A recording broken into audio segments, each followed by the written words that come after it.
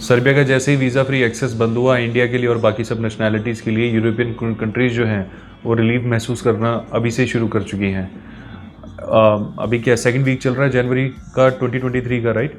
और इसी second week में काफ़ी सारी कंट्रीज़ हैं जिसमें प्रिसाइसली ऑस्ट्रिया ने बहुत ज़्यादा प्लेजर इस वक्त शो किया है कि भाई वी आर वेरी हैप्पी, और एकदम से ही they are reporting huge amount of decline in asylum seekers. देखो ध्यान रखें आप लोग, असाइलम सीकर्स वो लोग हमेशा मेंशन करते हैं। असाइलम सीकर्स मतलब जो वहाँ पे रिफ्यूजी स्टेटस अप्लाई करते हैं।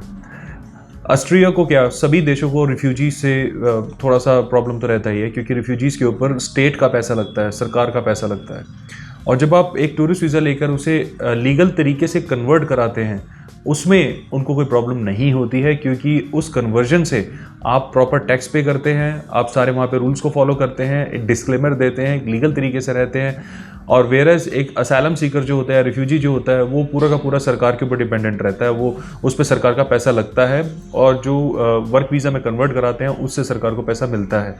तो सरकार को ऐसा लगता है, सभी देशों को ऐसा लगता है कि वर्क वीज़ा में कन्वर्ट कराने वाला जो इमिग्रेशन है वो फिर भी काफ़ी बेटर है instead of this illegal asylum Sikar immigration business जो है। क्योंकि असाइलम सीकर जो बनाया गया था वो बनाया गया था जो एक्चुअल में लोगों के ऊपर प्रॉब्लम आ रही है किसी देश में पर्टिकुलरली, जैसे आपने सीरिया में जब वॉर हुई थी तो लोग भागे थे, उनका असाइलम समझ में आता है, या इराक में हुआ था या अफगानिस्तान में हुआ था, तो ये इन देशों का समझ में आता है। लेकिन उसमें असाइलम सीकर्स में इंडिया, ट्यूनीशिया, टर्की जैसे देशों के लोग रिफ्यूजी बन के जा रहे थे। इन 3 कंट्री से सबसे ज़्यादा इमिग्रेशन माइग्रेशन आ रहा था, जो लोग वहाँ पे असलम फाइल कर रहे थे। ऑस्ट्रिया जो है अब वो रिलीफ महसूस कर रहा है सबसे ज़्यादा, क्योंकि ऑस्ट्रिया का रिफ्यूजी कार्ड वाला जो प्रोग्राम है उसका बहुत अब्यूज़ हो रहा था और ऑस्ट्रिया बहुत ज़्यादा प्रेशर में था। अगर आप रिसेंटली जो वोटिंग हुई थी यूरोपियन पार्लियामेंट में दिसंबर में, अगर आपने न्यूज़ में देखा हो या उस पर थोड़ा ध्यान दिया हो, ऑस्ट्रिया है, बेल्जियम है, इन्होंने बहुत स्ट्रांगली ये चीज़ कही थी कि हम रोमानिया या बुल्गारिया को अभी शेंगन में ऐड नहीं कर सकते, या फिर अभी हम सर्बिया के ऊपर प्रेशर करते हैं कि वो इलीगल इमिग्रेशन बंद करें। यूरोपियन कंट्रीज़ के अलावा जिन कंट्रीज़ के सिटीजन्स वहाँ पे पकड़े जा रहे थे वो कंट्रीज़ भी परेशान थी, जैसे इंडिया है, टर्की है, ट्यूनीशिया, ये भी परेशान थे। ये भी सर्बिया को अपील कर रहे थे कि आप इस चीज़ को रोक दो, बेशक आप वीज़ा पॉलिसी को स्क्रैप कर दो, वीज़ा फ्री करो ही मत, ताकि वहाँ पे इलीगल इमिग्रेशन होना बंद हुए। क्योंकि जिन कंट्रीज़ के सबसे ज़्यादा इलीगल इमिग्रेंट्स या असाइलम सीकर्स पकड़े जाते हैं, उन कंट्रीज़ के जो है वीज़ा पॉलिसी से सख्त होती चली जाती है। ऑस्ट्रिया का आप अगर ट्रैवल बिजनेस में है, इमिग्रेशन बिजनेस में है, आप किसी से भी पूछेंगे वो आपको ही कहेगा शेंगन में ऑस्ट्रिया जो है वो इतना इजी वीज़ा नहीं देता है। उसका यही रीज़न होता है, क्योंकि इंडिया से बहुत ज़्यादा रिफ्यूजीज़ वहाँ पे जाते हैं, असैलम सीकर जाते हैं, इसी वजह से ऑस्ट्रिया जो था सख्त बन के बैठा हुआ था। 2023 के सेकेंड हाफ में we are very much hopeful कि अगर ये पॉलिसी कंटिन्यू रहती है और इलीगल इमिग्रेशन, क्योंकि अब लग ही रहा है कंटेन होना शुरू हो ही गया, तो 6 महीने के बाद वीज़ा रिलैक्स होने शुरू होंगे।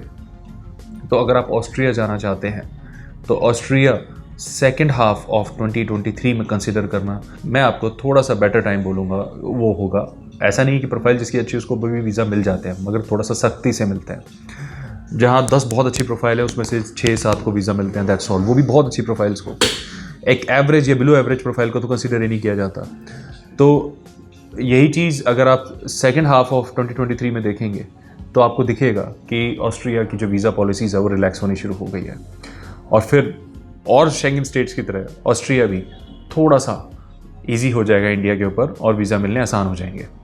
तो जब भी इलीगल इमिग्रेशन का ट्रेड बंद होता है या पकड़ा जाता है या फिर इसके ऊपर पाबंदियाँ लगती हैं, उससे ओवरऑल जो उस पर्टिकुलर कंट्री के जो सिटीजन्स हैं, जो ऑर्डिनरी सिटीजन्स वीज़ा लेने की सोच रहे थे, उनके लिए ये अच्छी न्यूज़ हो जाती है।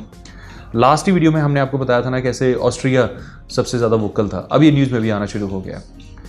पिछले साल हमने डिस्कस किया था, आप और अगर हमारे पुराने दर्शक है तो हमने डिस्कस किया था कैसे ब्रेक्सिट जो है वो इंडिया के लिए अच्छी न्यूज़ होएगा। ब्रेक्सिट होने की वजह से वहाँ पे जो वीज़ा का अब्यूज़ हो रहा है वो बंद हो जाएगा, क्योंकि यूके जो था उस टाइम यूरोपियन यूनियन का हिस्सा था और यूरोपियन यूनियन की इमिग्रेशन पॉलिसीज़ को यूके को फॉलो करना पड़ता था। तो ब्रेक्सिट किया उन्होंने इमिग्रेशन को टाइट करने के लिए, मेन प्रायोरिटी इमिग्रेशन भी थी उनकी, तो वो चीज़ उनकी सक्सेसफुल हुई। उसकी वजह से जो पहले यूके के वीज़ा इतने टफ होते थे, आज की डेट में बड़े रिलैक्सड हैं।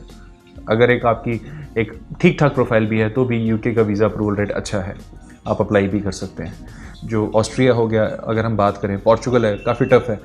पोर्चुगल भी हमें ऐसा लगता है कि रिलैक्स होएगा उससे, क्योंकि काफ़ी सारे लोग जो असैलम सीख करके वहाँ पे फिर पोर्चुगल जाके अपना रेजिडेंस कार्ड भी बनवाते होते थे, तो उनके नंबर भी ड्रॉप होंगे। तो ये ऑस्ट्रिया, पोर्चुगल और चेक रिपब्लिक ऐसे देशों के visa second half of this year आसान होंगे। तो अगर आप यूरोप जाना चाह रहे थे और आपके पास अभी टाइम है, अब इमीडिएटली जाने की आपको कोई जल्दी नहीं है आपको लगता है, तो फिर आप सेकेंड हाफ ऑफ ईयर करें।